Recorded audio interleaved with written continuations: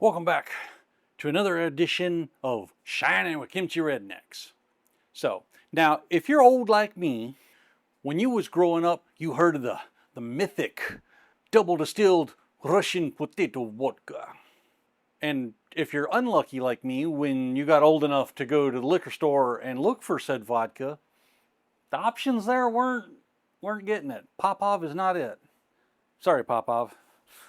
And then when you get into the hobby and you start seeing all these chart breakdowns of what grains and fruits and vegetables and tubers and everything gives what amount of starch and whatnot, you realize that potatoes, aside maybe from a taste preference, aren't even the best thing to make alcohol out of. There's other things that you can either get the same amount of starch from easier, or you can get more starch from in general. Now, why am I rattling on about potatoes? Because I, here in Korea, was walking through the grocery store as we're wont to do every so often, and I found this. This is 100% pure potato starch. No potatoes involved. So there's no peeling potatoes and steaming them or boil them and then mashing them down and then trying to boil all the starch out of it and then trying to get all the gunk out of the water, and straight starch. And in fact, regardless of what amount of starch you can normally get out of your average russet potato and whatnot, this is straight potato starch. Now, I originally found this in the grocery store in like a 30-kilo bag because they've got like a restaurant section for bakeries and whatnot, and they have big bags. And I thought, that's a little too much for a test run. So I looked around and sure enough they had some smaller bags. So I've got 2 kilos, yes, 2 grams, that is 4.4 pounds in freedom units of pure potato starch. Now, generally, when you're making whiskey or vodka or whatever, you have to boil your grains or your whatever you're doing to get the starch out of it. So I actually have no idea how much water I have to have for 4 kilos of potato starch. So we're going to figure this out on the run. So at the moment, I've got 4 liters or just over a gallon of water in here, and we are going to start with 1 pack and see how much water it takes to dissolve this. I also don't know if you have to get it up to 190 degrees Fahrenheit, or I think it's like 87, 88 degrees Celsius to gelatinize the starch in this form so that the stuff later on can handle it. So we're going to figure that on the run too. I'm going to get this water to a near boil at least, put the stuff in, simmer it for a bit just in case, and then let it cool. Now, since we do not have any malted barley or any such grain to help with conversion, we have alpha amylase and glucoamylase. We got all the amylase. Once we figure out what our starting gravity is after conversion, I'm planning on running it with some angel yeast because this will usually ferment just about anything. But just in case, I also have this, which is Liquor Quick Super Yeast Express. I have used this before. This is a kind of similar to turbo yeast, but I have heard a lot of people say that turbo yeast, that brand specifically, which I think is Alco Quick or something like that, Alco something another, I'll put it up here. A lot of people say that that particular brand called turbo yeast leaves a taste that they're not real fond of. I have never had a problem with this brand. Everything I've done with it has come out with a clean, clear taste on it. So, and this will ferment up to a 20% wash in 7 days, it says. So, this is my backup. If this needs a little help getting going, we'll kickstart it with this. First off, I got to do some starch. So, let's start some fire. I'll put a lid on this and bring it to a boil. We'll be back. So if anybody is wondering, yes, I should have waited for Melissa to get home from whatever it is she's doing and asked, because she probably knows more about working with starch than I do. This stuff clumped the hell up. I had an extra 2 liters, so I got a gallon and a half of water in here and not quite a full bag of this. And I have got a lot of stuff. Make sure we're on low here. I have got a lot of the stuff beaten out of it, but we are still trying to beat the clumps out. And this stuff has the consistency of loose glue at the moment, so I'm pretty sure the starch content is high. All right, everybody. So it's been a little bit. I added a little bit more water trying to beat the clumps out. So we're up to 2 gallons of water for a 1 kilogram bag of starch. And I have something at the moment that looks like this and is roughly the consistency of glue. Would you like me to tell you what you did wrong? Our baking expert is here to tell me why I'm an idiot. Okay, so first off, whenever you put starch into water, it needs to go into cold water. So like if I'm making like a roux or a gravy or something and I need to add starch, I would put, say, my cornstarch into cold water, mix that together before adding it into something hot. I'm used to adding stuff to hot water to dissolve it. And therefore you would have less lumps. So that's 1. 2, research pays, people. Starch is a glue. It is a thickener. It is made to thicken things. So what you have done is thickened your water. You got some real thick water. You got thick water. I got thick water. So now the thing to do is maybe let it cool down so you can get your lumps out. Yeah. I also have not added the amylases yet. And the amylases will help. My research says you should be adding alpha amylase, beta amylase, and glucoamylase. Well, I don't have beta, but I got alpha and glucose. So okay, well, there you go. We're going to use that.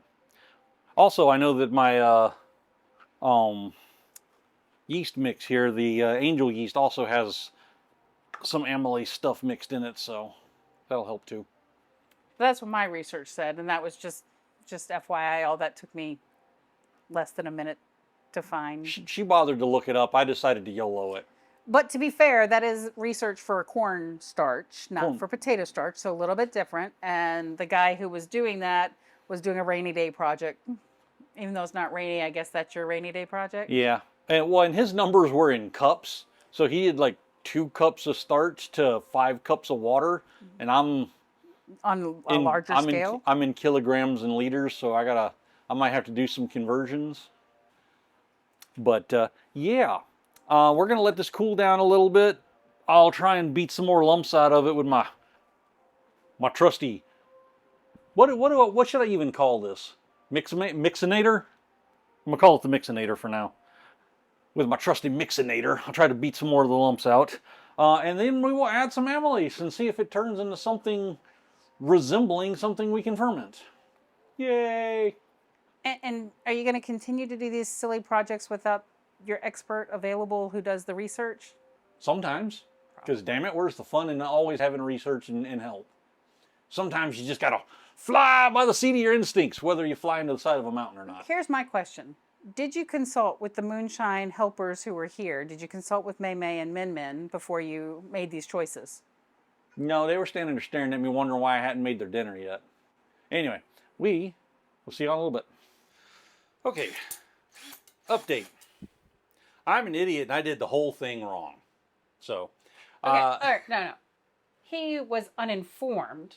You were not an idiot. You were uninformed. You did not understand the purpose of potato starch, which means in your brain didn't comprehend starch as starch. Well, I purposefully know when cooking that starch is used to thicken things. But you weren't thinking about it. I wasn't thinking about cooking. I was thinking about doing stuff. So you are not an idiot. Don't call my husband an idiot or I'll drill you.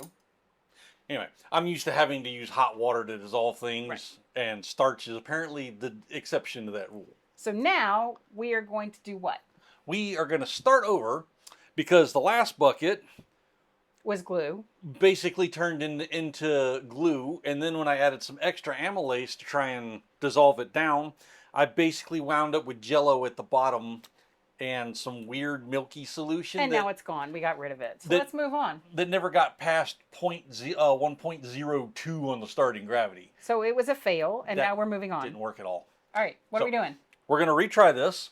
Melissa is going to stir the bucket of water, which is room temperature. I just measured it. It's at 75 degrees. Woohoo! It could probably be a little warmer, but I don't want to. No, we're going to leave it at 75. It's fine. So, first thing we're going to do, because we did do a little bit of research and a little bit of reading from some other people who tried something similar, we're going to add our amylase in now and let that get stirred into the water. And to give this every chance possible to mix thoroughly into the water, am going to sift this in so that it doesn't clump up as much. This is going to take a few rotations. We'll be right back. All right, There are no clumps. there are no clumps. This is an improvement over the last attempt. So we have mixed approximately a kilogram or 2.2 pounds of potato starch. Well, there's a little bit on the sides and on the inner. I'm glad I put this down. It's fine. A little less than 2.2 pounds into 2 gallons of water. We're going to see how this breaks down.